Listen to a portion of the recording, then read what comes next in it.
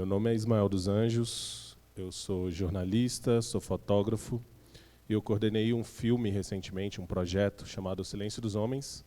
Então eu vim aqui, a convite do pessoal do Menos 30 Fest, que eu agradeço pelo convite, para falar um pouco sobre masculinidades num contexto de equidade de gênero. Então, vamos lá.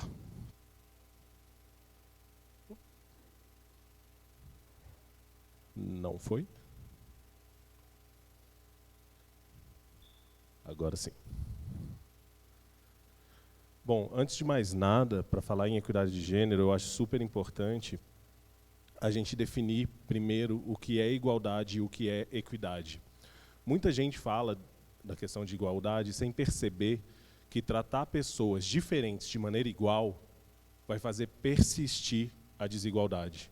Não adianta eu oferecer para pessoas um caixotinho se esse daqui precisa de 2 e esse daqui não precisa de nenhum.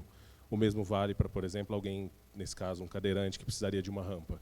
Então, quando a gente fala de equidade, a gente fala de tratar pessoas diferentes na medida das suas diferenças, para que no final a gente chegue num panorama de igualdade, de justiça. Então é super importante a gente começar desse lugar. Outra coisa que, quando eu falo sobre masculinidade, sempre aparece é uma confusão sobre o que é machismo, sobre o que é feminismo.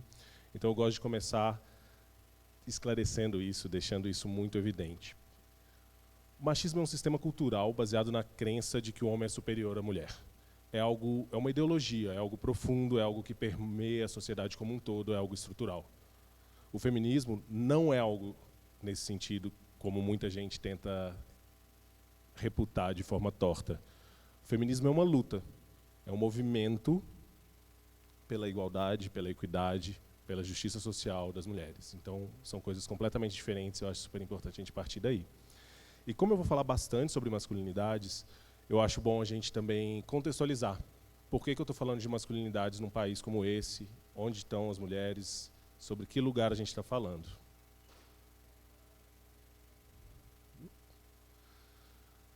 No Brasil, as mulheres ganham 26% a menos do que os homens em média, e é um dado que é consistente ao redor do mundo.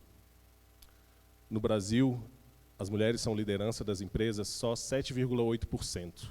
Esse número cresceu nos últimos 10 anos, mas saltou de 7,2% para 7,8%, ou seja, foi um crescimento de 0,6% em 10 anos. Se a gente demorar esse tanto para chegar em algum lugar nesse mesmo ritmo de crescimento, demora 120 anos para as mulheres estarem em pé de igualdade com os homens dentro de empresas, por exemplo. No mundo, elas são cerca de 22% dos parlamentares. No Brasil, até a última legislatura, eram menos de 10%. Agora a gente está em quase 15%, mas ainda é muito pouco. O país mais equitativo do mundo em relação a mulheres no Congresso é Ruanda, que tem 61% do Congresso composto por mulheres. Mas Ruanda passou por um processo de guerra civil, morreram 500 mil homens, e é por isso que existe um lugar de equidade. A gente precisa lutar por isso para conseguir começar uma conversa. Eu falei de carreira, falei de representação política, mas é sempre importante chegar na vida dessas mulheres. No mundo, quase 1/3 de todas as mulheres já sofreram algum tipo de violência por parceiro. O Brasil é o 5º país do mundo em índice de feminicídios, ou seja, morte de mulheres porque elas são mulheres.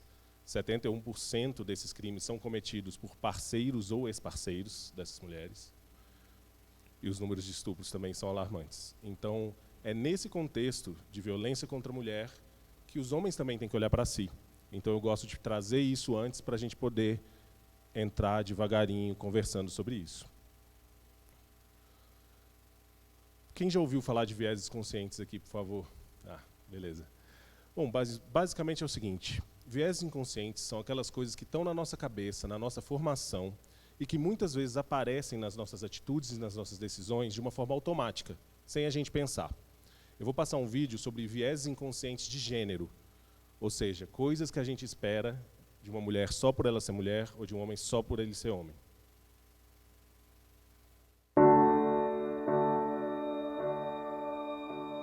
As a girl, I'm expected to be your little princess. As a boy, I'm expected to be your hero. I'm supposed to play with dolls and look pretty. I'm supposed to play sports and act tough. Crying makes people think I'm hormonal. Crying makes people think I'm weak. If I spend more time at work than at home, I lack devotion. If I spend more time at home than at work, I lack devotion. People will question my sexuality if I choose to join the army. People will question my sexuality if I choose to be a nurse. I'm expected to define myself as a boy or as a girl.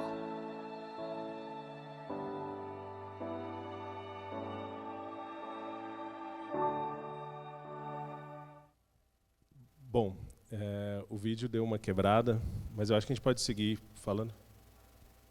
Pode tentar, mas como é um minutinho, eu vou resumir aqui. Mas o outro talvez seja bom a gente colocar por fora. Bom, basicamente, a gente está dizendo ali que a gente está falando de bebê, mas a gente já acha que se for menino, tem que gostar de esportes, tem que ser durão.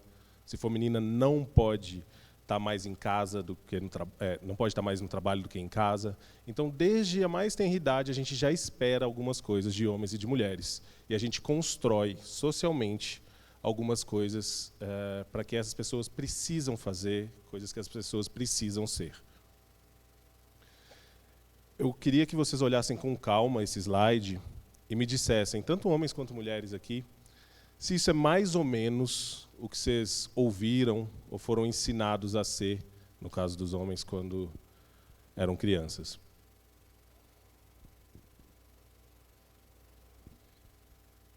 Tem muita coisa aí que parece qualidade. Corajoso, trabalhador, provedor. O nome disso é um conceito chamado a caixa dos homens. Basicamente diz que, para ser homem, a gente tem que cumprir tudo que está nessa caixinha aqui. Quando a gente não cumpre, a gente está correndo o risco de perder uns pontos na carteirinha de homem. Carteirinha de macho está a perigo. Não é à toa que, quando a gente vai pensar em xingamentos, um dos primeiros que a gente ouve é questionando a nossa sexualidade. A gente vai ouvir que é gay. Não é à toa que a gente vai falar que alguém é menos homem se deixa de ser forte, é fraco. E, bom, mesmo das coisas que são consideradas qualidades aqui, é super importante perguntar. Vamos lá. Ser forte, ser corajoso parecem boas coisas. Não levar desaforo para casa parece algo que a gente ouviu muitas vezes. Mas se a gente for forte, corajoso e não levar desaforo para casa, vocês não estariam aqui. Vocês já teriam morrido. Não dá para a gente ser tudo isso o tempo todo. Não dá para todo mundo ter isso. Mas a gente cobra isso uns dos outros. A gente fala que um é menos homem quando deixa de cumprir uma dessas coisas. Esse slide aqui tem alguns dos xingamentos mais comuns que os homens ouvem desde a infância. Deixa de ser mariquinha, deixa de ser mulherzinha, não vai se emocionar demais, trabalho não é lugar para isso. Menino criado por vó. Não tinha para homem onde você comprou isso daí? A maioria dos xingamentos que a gente ouve como homem são questionando a nossa masculinidade, questionando essa noção do que é ser homem. Tem um ali em cima que é importante, mas engole esse choro. A gente aprende desde muito cedo a restringir nossas emoções. Não é coisa de homem. Sentir medo, sentir dúvida. Não é coisa de homem chorar, mas também não é coisa de homem demonstrar amor, demonstrar afeto. Esse slide aqui tem, no meio do que define masculinidade, o medo do feminino. Quando eu faço essa palestra em fábricas, em outros lugares, já me perguntaram, mas eu não tenho medo de mulher. Que história é essa de medo do feminino? Dá para dar alguns exemplos disso, mas eu gosto muito desse daqui. Comportamento afetivo e sexual restrito entre homens. Quando crianças se cumprimentam, 4, 5 anos, como que eles se cumprimentam? Abraço, beijo, tudo bem. Em algum momento, a gente ensina os meninos que não. Que menino tem que apertar a mão, dar tapinha nas costas. Esse menino vai entender que dar um beijo no rosto do coleguinha não é coisa de homem, é coisa de mulher. Quase todas essas coisas aqui Emocionalidade restrita. Por quê? Quem chora? Quem é que pode sentir emoção? Quase todas as definições sobre o que é ser homem passam, na verdade, por uma negação do que a gente imagina que é o ser mulher. Então, para ser homem, está muito mais ligado a uns nãos, não pode fazer isso, não é isso, do que necessariamente ligado a uma série de comportamentos com sims, digamos assim. Eu vou mostrar agora um vídeo, que é um trailer do documentário que a gente fez esse ano, e depois, no restante dessa apresentação, eu vou trazer alguns dados que a gente fez. O Silêncio dos Homens foi uma parte, né, o documentário que está no YouTube, tem mais de 700 mil visualizações nesses pouco mais de 2 meses que está lá, mas também incluiu 2 pesquisas, uma qualitativa, que entrevistou especialistas do Brasil inteiro, e uma quantitativa, que entrevistou 47 mil pessoas. Então, sem me alongar muito, eu vou passar o trailer, mas para depois a gente falar mais um pouquinho.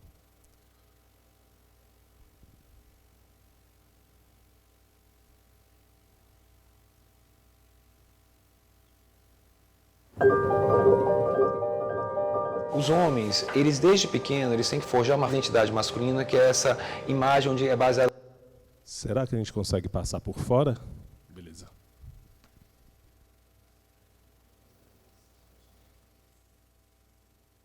É meio difícil de ver um vídeo todo quadriculado, né? Vamos lá.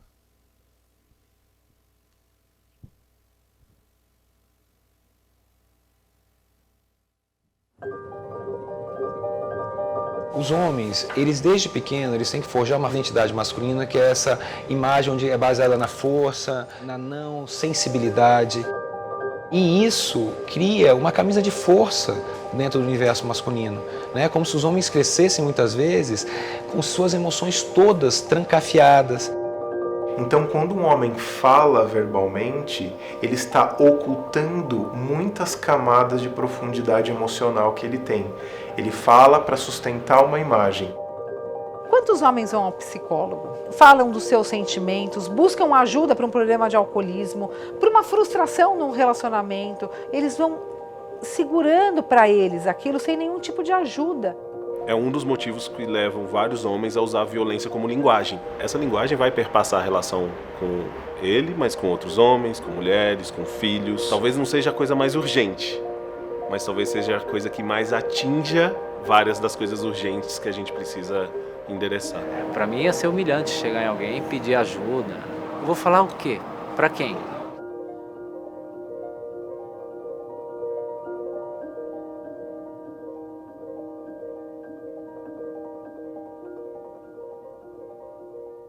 Existe ou não existe um movimento de transformação dos homens acontecendo hoje? Acho extremamente importante os homens conversarem entre si por uma razão muito óbvia. Nós não aprendemos a conversar. Então a gente tem um papel fundamental nesse debate, já que somos nós os protagonistas da violência, somos nós que nos matamos mais, somos nós que violentamos de uma maneira geral muito mais do que qualquer outra pessoa. Tem iniciativas surgindo pelo Brasil inteiro, de norte a sul. Iniciativas com cunho mais espiritual, com cunho mais corporal, com cunho mais político, que trabalham com o olhar da raça, da paternidade. Tem vários caminhos. Aquela roda de ontem foi isso, foi sair da escuridão. Naquele momento ali se abrir, falar um pouco de você e também você estar ali para ouvir um pouco dos outros. Há essa possibilidade, é efetiva e os homens podem sim despertar para uma nova vida. Está mais do que na hora de a gente olhar para isso, de abrir realmente essa caixa.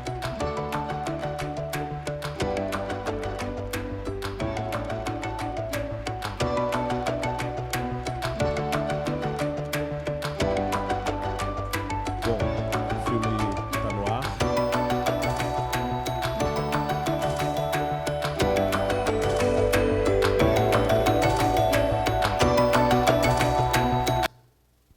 Bom, o filme está no ar, mas antes de mais nada eu queria falar sobre o nome dele, O Silêncio dos Homens. É sempre uma coisa estranha para mim, desde o início, quando a gente estava discutindo esse nome, a gente teve bastante debate em torno disso, porque as mulheres que estão aqui presentes vão de concordar comigo que os homens falam muito, falam o tempo todo, falam alto, interrompem as mulheres quando estão falando. Então, de que silêncio que a gente está falando? A gente está falando de um silêncio muito específico, que é o silêncio emocional. É a restrição emocional. Quando a promotora Gabriela Mansur, que é criadora do Tempo de Despertar, fala que os homens podem sim passar por esse processo, ela diz isso com a experiência de quem vive na prática. Ela coordena grupos reflexivos para homens enquadrados na Lei Maria da Penha. É uma obrigação da lei, existe há 13 anos a Lei Maria da Penha, mas não existem grupos reflexivos em cada comarca do Brasil como deveriam. O Tempo de Despertar, especificamente, tem um índice de redução de violência contra a mulher, de reincidência, que cai de 65% para 2%.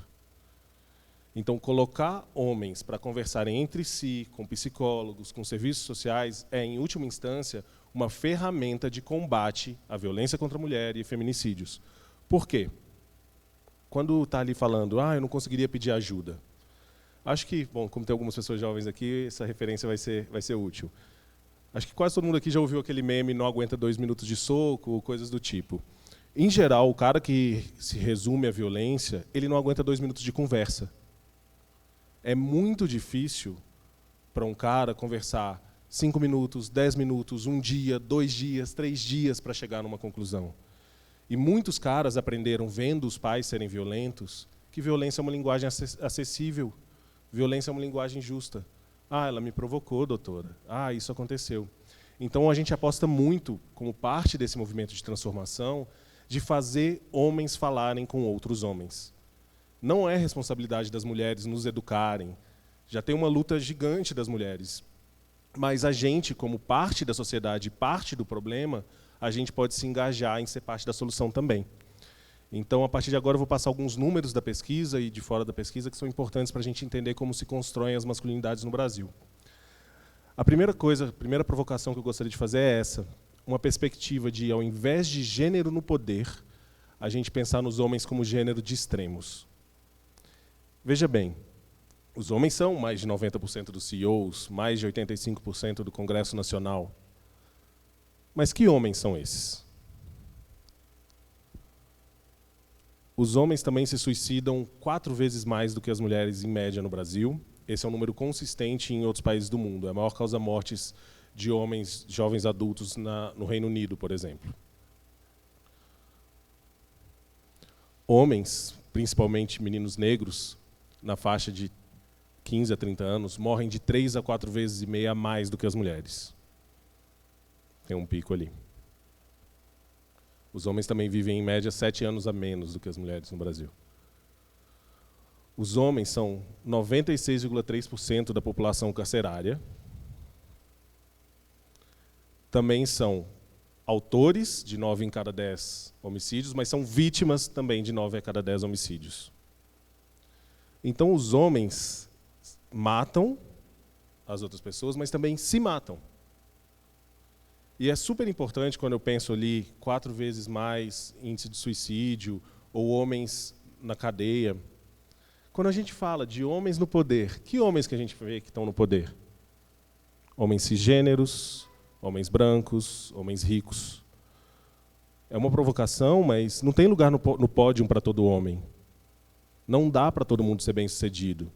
Então, tem muitos homens que estão ou no cemitério, ou na cadeia, muitas vezes em torno dessa noção louca, impossível de conquistar, de ser homem, de ter que ter sucesso para ser homem. Esses aqui são alguns números que qualificam essa questão dos extremos terem raça no Brasil. Os homens negros recebem quase metade dos homens brancos. Um homem negro com ensino superior como eu recebe 29% a menos do que um homem branco para executar a mesma função. É uma diferença maior do que entre mulheres negras e mulheres brancas com ensino superior. Aquele índice de suicídio é maior entre negros, 45% mais de chance. A cada 100 pessoas assassinadas no Brasil, 75 são negras. E, enquanto a violência contra não negros, mulheres e homens, caiu no Brasil nos últimos anos, caiu quase 7%, o índice de feminicídios contra mulheres negras aumentou, o número de homens negros mortos aumentou. Então, quando a gente fala sobre isso, a gente precisa falar que não é simplesmente pensar nos homens como gênero no poder. Não estão todos os homens lá. A gente precisa endereçar isso e entender do que a gente está falando com mais peculiaridades. Vamos para o que está acontecendo com os homens. Eu sei que tem muito mais mulheres na plateia, mas eu queria que os homens me ajudassem agora levantando a mão quando eu fizer algumas perguntas específicas. Quem aqui já conversou com o pai sobre o que é ser homem? Os homens que já, levantem a mão, por favor. 3 levantaram a mão.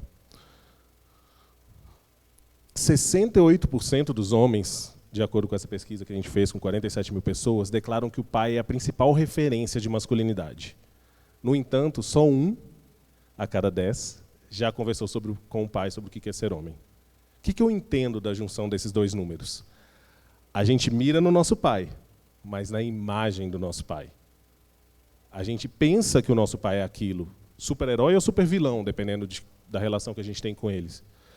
Mas a gente não tem diálogo real, a gente não sabe que problemas aquele cara passou, que perrengues, que erros, que acertos. A gente mira na nossa construção do que é ser homem numa imagem, num cara que a gente não sabe que é de carne e osso, que a gente não sabe por que ele passou. E isso explica muito do fato de que só com 20, 25, 30 anos, depois que a gente já caiu, aprendeu, tentou de novo, que a gente vai falar, nossa, talvez ele tenha passado por isso, ou eu podia ter aprendido isso antes. Só que a gente não conversa. Quem aqui, entre os homens, costuma demonstrar o que sente? Um pouco mais, levantaram. 6 a cada 10 homens afirma não ter sido ensinado na infância ou adolescência a demonstrar suas emoções. Isso vai desde engole esse choro, menino, até dificuldade de falar, cara, eu te amo. É super comum, quando eu vou falar com homens, que nunca falaram eu te amo para o pai, nunca falaram eu te amo para o irmão, às vezes nunca falaram eu te amo para a companheira. Porque demonstrar amor não é uma coisa de homem. 7 a cada 10 homens foram ensinados a não demonstrar fragilidade.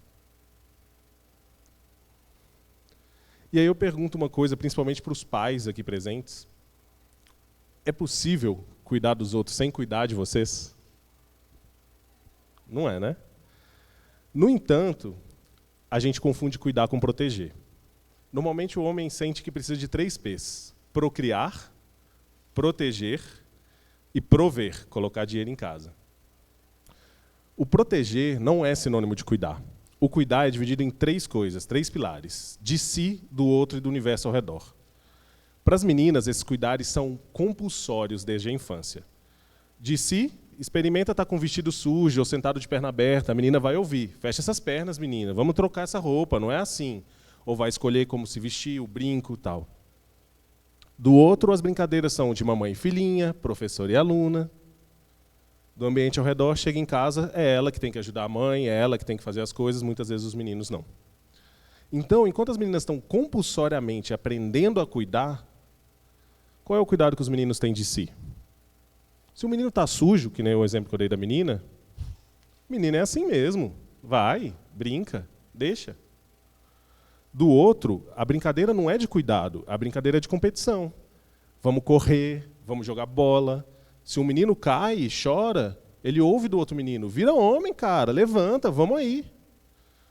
Do ambiente ao redor, não sabe onde está a mochila, vai largando as coisas quando chega em casa. E aí, 15, 20, 30 anos depois, a gente quer que o homem saiba cuidar, mas ele não aprendeu quando era menino. Da onde que vai vir esse aprendizado? 1 a cada 4 homens de até 17 anos afirma se sentir solitário sempre. É engraçado porque a gente pensa nos homens normalmente como gregários, está sempre em grupo.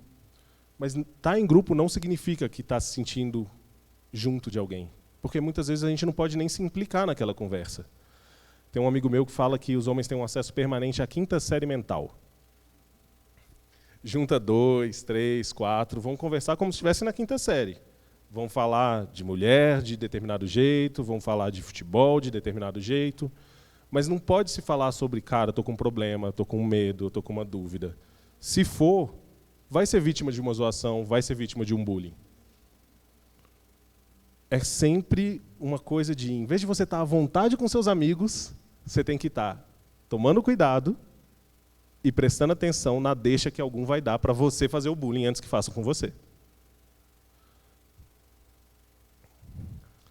Relacionamento com as mulheres. 5 a cada 10 homens afirma ter sido ensinado a chegar nas mulheres sempre que possível, assim como 5 a cada 10 afirma ter sido ensinados a dominar nas relações sempre que possível. Vocês acham que as mulheres foram ensinadas a serem dominadas nas relações sempre que possível? Não. Essa conta não fecha, mas a gente continua ensinando os meninos esse tipo de comportamento. Eu gosto de dar um exemplo nesse primeiro item. Por exemplo, quando um homem assedia uma mulher na rua com assovio, pode reparar, normalmente tem um amigo do lado. Porque ele não está assobiando para aquela mulher exatamente. Ele está assobiando para a percepção do amigo dele, que vai achar que ele é macho demais, que ele não deixa passar nenhuma. Até porque se a mulher disser, opa, era isso que eu estava esperando, o cara não vai nem saber como reagir, né? Então, 78% dos homens afirmam ter sido ensinados a se comportar de modos que não pareçam femininos. Pode ser desde um sentar de perna cruzada, que tem que sentar assim, não assim, e por aí vai. Ou não usar essa camisa que eu estou usando. 6 a cada 10 homens, esse é um dado que está no trailer, afirma ter algum nível de distúrbio emocional nos dias de hoje.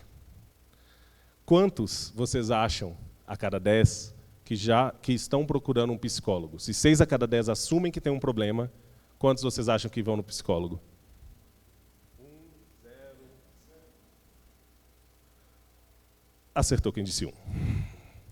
Então tem 5 caras aí que sabem que tem um problema, reconhecem que tem um problema e não acham que devem pedir ajuda ou que podem pedir ajuda.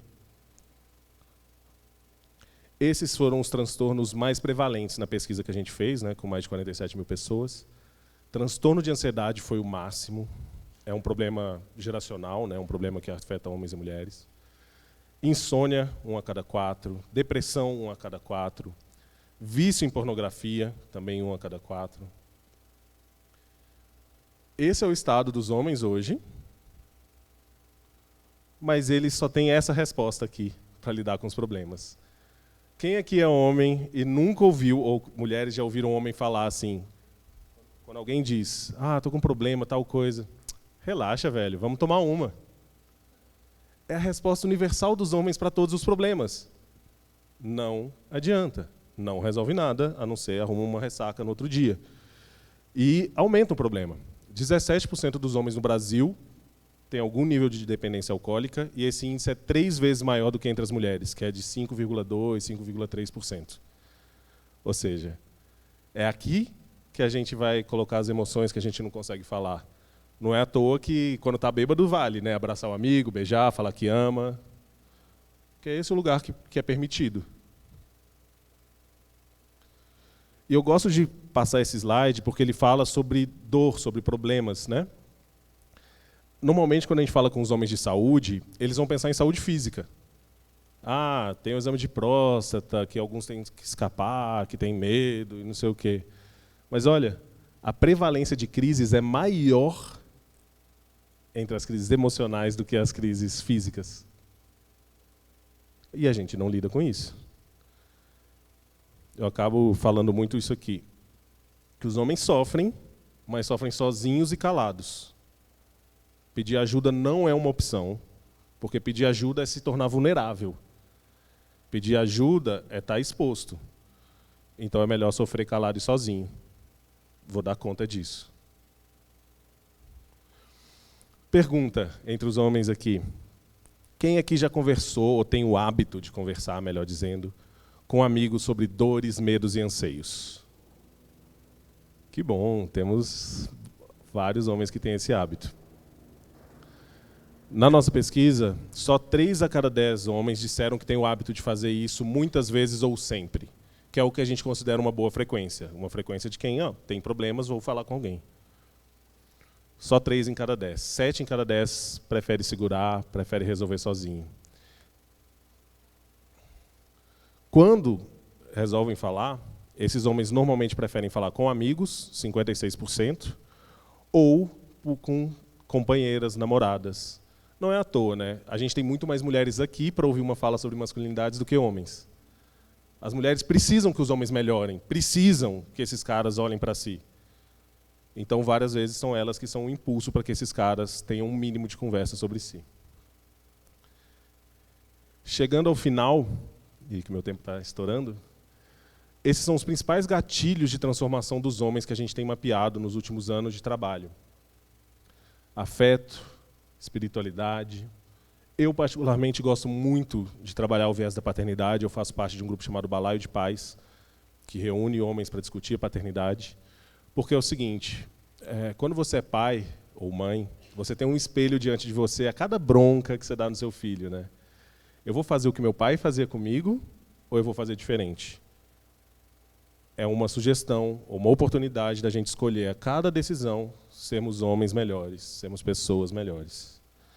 Então, não precisa passar por um choque, infelicidade profissional, término de namoro, para entender que, nossa, tem alguma coisa errada e eu preciso olhar para isso. Acho que a gente pode olhar para isso bem antes, com afeto, se permitindo falar com os nossos amigos.